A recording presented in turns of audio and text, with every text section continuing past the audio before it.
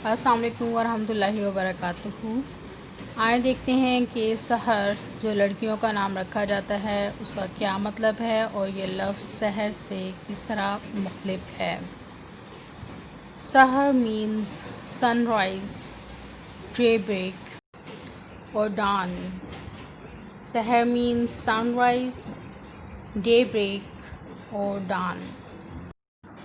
उर्दू में सहर का मतलब होता है कि सुबह से थोड़ा पहले का वक्त या सूरज निकलने से थोड़ा सा पहले का वक्त। ये लफ्ज़ सहर से मुख्तलिफ है जिसका मतलब होता है जादू या किसी का पुरकशिश होना या किसी का जादुई असर रखना वगैरह वगैरह।